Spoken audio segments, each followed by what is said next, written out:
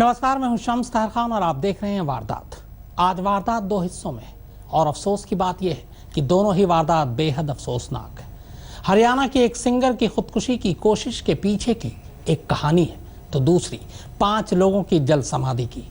एक लड़की को इश्क हो जाता है पर लड़की के घर वाले उसकी मोहब्बत के खिलाफ थे। बस इतनी सी बात पर उस लड़की ने अपने ही घर के 5 लोगों को कार में जिंदा बंद कर उन्हें जल समाधि दे दी। हालांकि कत्ल उसे 8 लोगों का करना था पर बाकी के 5 बच गए।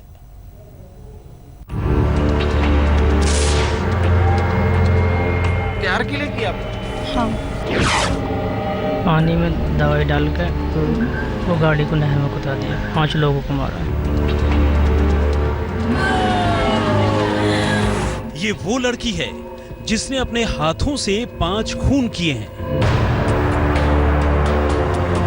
मम्मी पापा को, तांत्रिक को, मामा को, मामी को, भाई को। ये वो लड़का है जिसने हर खून में इस लड़की का साथ दिया। ये लड़का और लड़की कोई और नहीं बल्कि आज के जमाने के सबसे ताजा लैला मजनू है। नींद की टैबलेट कुछ ज्यादा दे दी थी जी। अगर वो लोग बच जाते तो इसको मार देते वो लोग। ये एक दूसरे से मोहब्बत का दम भरते हैं और उसी मोहब्बत के लिए अपने ही पूरे परिवार का दम भी निकाल देते हैं। इश्क में अंधा ये वो प्रेमी जोड़ा है जिसने अपने हाथों से अपने ही घर के 5 लोगों का कत्लेआम किया है। वो तो नसीब अच्छा था जो परिवार के बाकी 3 लोग बच गए, वरना कत्लेआम तो 8 का होना था।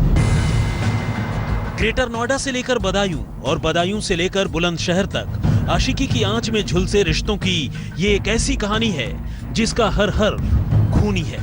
इनमें एक तरफ वो माशूका थी जिसने सिर्फ अपनी मोहब्बत को हासिल करने के लिए एक के बाद एक लाशें बिछाने की भयानक साजिश रची, और दूसरी तरफ आशिकी में अंधा हो चुका वो माशूक था जो सिर्फ अपनी मोहब्बत के लिए उसी मोहब्बत के कुनबे की गिनती छोटा कर रहा था।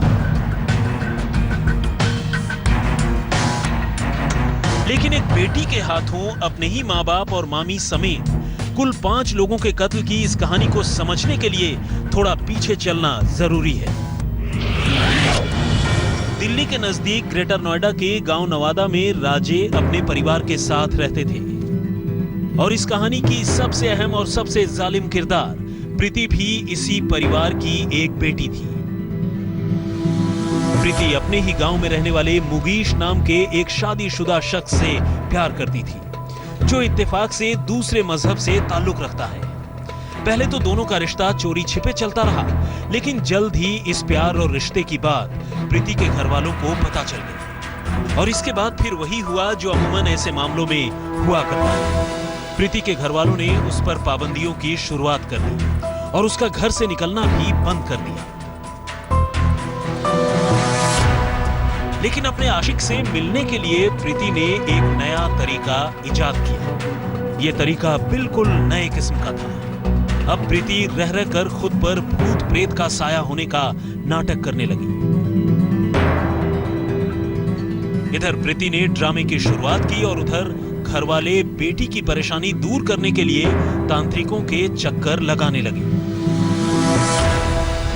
इसके बाद उन्हें अपने ही गांव के एक तांत्रिक सलीम ने बदायूं में एक पीर बाबा के मजार में जाकर जियारत करने की सलाह दी।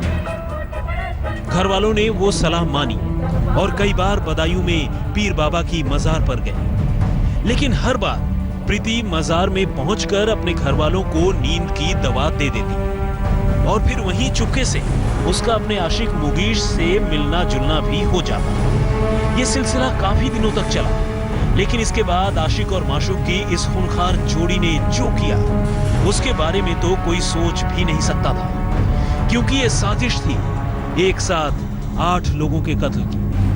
अब तैयारी पूरी हो चुकी थी और किसी भी वक्त 8 जिंदगियां हमेशा हमेशा के लिए खामोश होने वाली थी। बुलंदशहर से मुकुल और भूपेंद्र चौधरी के साथ अरविंद ओझा, ग्रेटर नोएडा, आज तक। प्रीति और मुगीशा ने साजिश तो 8 लोगों को ठिकाने लगाने की रची थी, लेकिन किस्मत से उसके भाई भाभी और मामा की जान बच गई। प्रीति के दिए नशे का असर होने पर ये तीनों वहीं रुक गए थे जहां से उनके सफर की शुरुआत होनी थी। लेकिन प्रीति के साथ उसकी गाड़ी में बैठने वाले बाकी 5 लोगों के लिए यह जिंदगी का आखिरी सफर साबित हुआ। इनमें प्रीति के माँ बाप भी शामिल थे।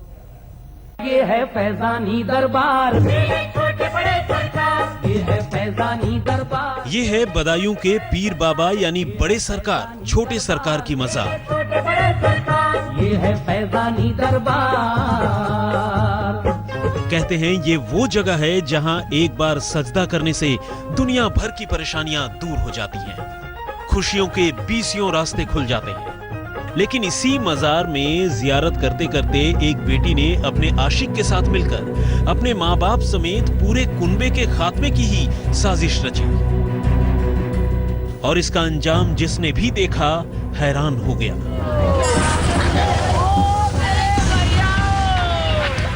खुद पर भूत प्रेत का साया होने का ड्रामा करने वाली प्रीति को उस रोज भी घर वाले अपने साथ पीर बाबा के मजार लेकर पहुंचे थे। लेकिन यहां पहले की तरह इस बार भी प्रीति ने अपने आशिक मुगीश के साथ मिलकर धोखे से अपने तमाम घर वालों को कोल्ड ड्रिंक में नींद की गोलियां मिलाकर पिला दी। नींद की टैबलेट दी थी मैंने। नींद की टैबलेट दी थी। जल्द ही नशीली दवा का असर हुआ और देखते ही देखते प्रीति के पिता राजे, मां सत्यवती, मामा राजेंद्र, मामी प्रीति, भाई ललित, भाभी शीतल, तांत्रिक सलीम और ड्राइवर ओमपाल पर नशा छाने लगा और सब एक एक कर बेहोश होने लगे। इत्तेफाक से अपनी तबीयत खराब होने की वजह से प्रीति के भाई, भाभी और मामा तो दरगाह में ही रुक गए। लेकिन प्रीति ने बाकी 5 लोगों यानी माता पिता, मामी, ड्राइवर और गांव के तांत्रिक को संभालकर अस्पताल ले जाने की बात कहते हुए उन्हें अपनी कार में लाद दिया।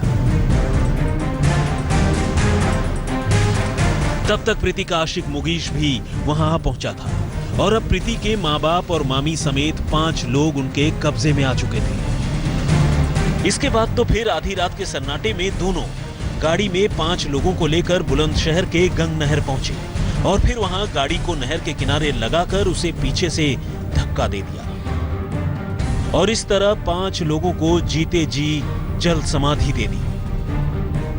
तब तो दोनों को लगा कि शायद ये राज हमेशा हमेशा के लिए राज ही रह जाएगा, लेकिन जल्द ही मामला सामने आ गया। अगले ही दिन नहर में समाई मारुति इको कार से प्रीति के माँ बाप और मामी की लाश बरामद हो गई, जबकि तांत्रिक सलीम की लाश बाद में मिली और ड्राइवर ओमपाल का तो अब भी कोई पता नहीं है। चूंकि ये मामला पहले ही दिन से रहस्यमयी था, बुलंदशहर पुलिस ने कत्ल का मुकदमा दर्ज कर तफ्तीश शुरू कर दी और पुलिस का शक सही निकला।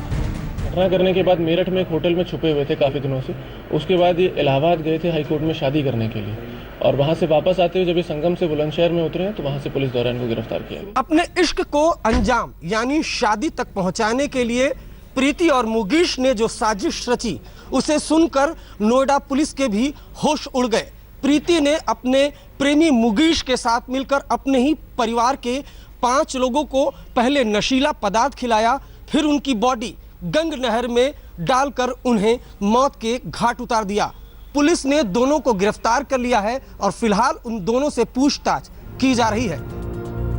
पुलिस को पता चला कि उस रात प्रीति भी अपने घर वालों के साथ थी और उसका भी कोई अता पता नहीं था। इसके बाद छानबीन करते हुए जब पुलिस ने उसकी कॉल डिटेल निकलवाई तो उसके कान खड़े हो गए।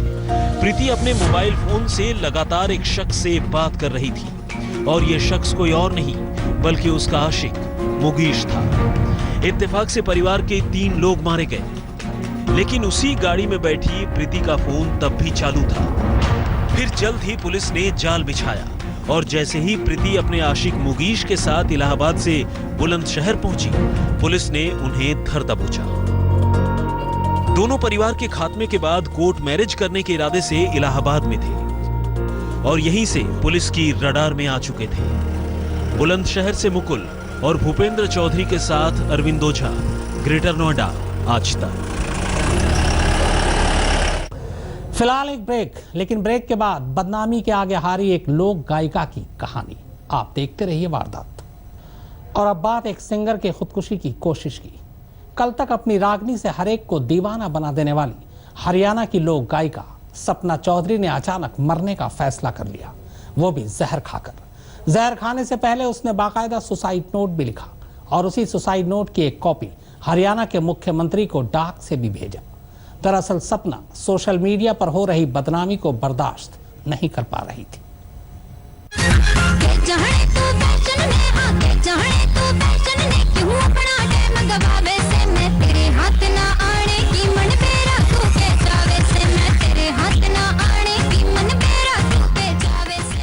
ये है नए दौर में हरियाणा की लोक गायकी रागनी का जाना माना नाम सपना चौधरी।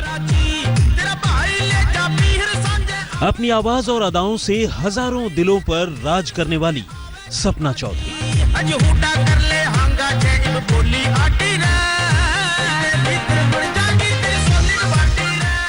लेकिन लोगों में खुशियां बांटने वाली यही सपना चौधरी अब जिंदगी और मौत के बीच झूल रही है और वजह है खुदकुशी की कोशिश।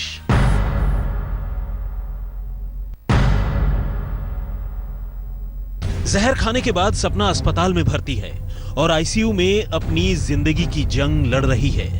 लेकिन सवाल यह है कि आखिर सपना ने ऐसा क्यों किया? तो सपना की जिंदगी का यह अफसोसनाक सच जानने के लिए सबसे पहले आपको खुदकुशी से पहले उसके लिखे सुसाइड नोट की ये पंक्तियां सुनाए देते हैं। मैं सपना चौधरी, हरियाणा रागनी गायिका और डांसर, आज सोच समझकर और अपने पूरे होश हवास में अपनी जिंदगी को खत्म करने जा रही हूँ। मेरी आत्महत्या करने की वजह गुड़गांव के घाटसा गांव का रहने वाला सतपाल तंवर है। मेरी रागनी सुनकर सतपाल तंवर ने मुझ पर SC/ST एक्ट के तहत मुकदमा दर्ज कराया है। इस शख्स ने मेरे चरित्र को बेवजह गंदा बताया और मेरी आत्मा को तोड़ दिया। ये तो रही सुसाइड नोट की बात, लेकिन सुसाइड नोट से पहले सपना ने अपने फेसबुक पोस्ट के जरिए भी इस बात के संकेत दिए थे कि उसकी जिंदगी में सब कुछ ठीक नहीं चल रहा है और कुछ लोग उसे साजिशन बदनाम करने की कोशिश कर रहे हैं।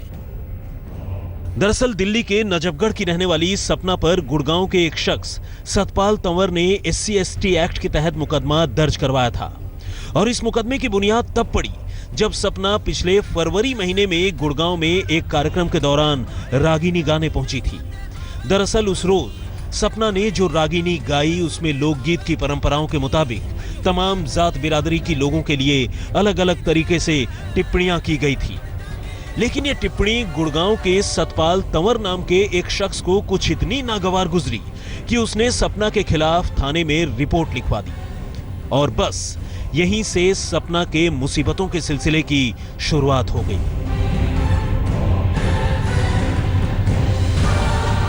हालात कुछ इतने बिगड़े कि सपना को अपने बचाव में आना पड़ा और उसने बाकायदा सोशल साइट पर एक वीडियो डालकर अपनी गलती कबूल की और आइंदा ऐसी रागिनी नहीं गाने का वादा भी किया। मैं सपना चौधरी, कुछ समय पहले मैंने एक रागिनी गाई जो कि सभी जातियों पर आधारित थी, जिससे दलित समाज की भावनाओं को ठेस पहुंची है। किसी की भावनाओं को ठेस पहुंचाने का मेरा कोई भी इरादा नहीं था। मैं सभी भाई बहनों से हाथ जोड़कर माफी चाहती हूँ और आगे से इस प्रकार की रागिनी नहीं गाऊंगी।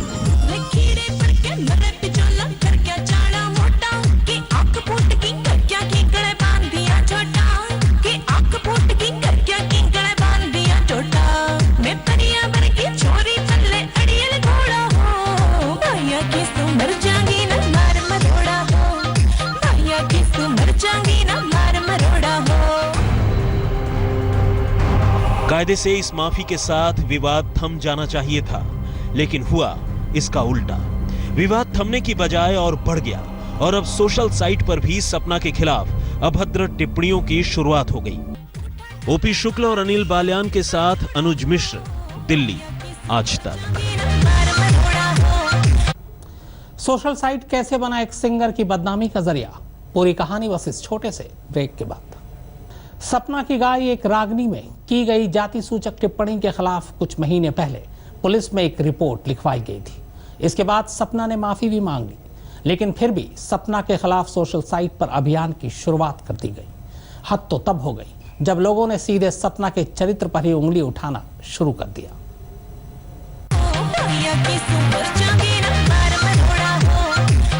सपना चौधरी की रागिनी को लेकर शुरू हुआ विवाद इस मोड़ तक भी पहुंचेगा, ये किसी ने भी नहीं सोचा था।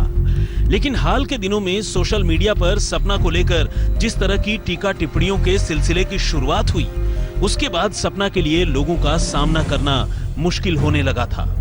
और शायद यही वजह थी कि सपना ने खुद ही अपने हाथों से अपनी जान लेने की कोशिश की। दरअसल सपना के खिलाफ रिपोर्ट दर्ज होने के बावजूद सतपाल तंवर और उसके साथी लगातार सपना चौधरी के खिलाफ फेसबुक समेत तमाम सोशल साइट पर लिख रहे थे। और तो और बहुत से लोग ऐसे भी थे जिन्होंने सपना की शख्सियत और चरित्र को लेकर भी उलझुल टिप्पणियों की शुरुआत कर दी थी।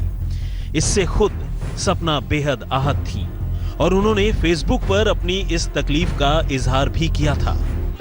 ओपी शुक्ल और अनिल बाल्यान के साथ अनुज मिश्र, दिल्ली, आज तक। तो वारदात में फिलहाल इतना ही, मगर आज तक पर खबरों का सिलसिला लगातार जारी है।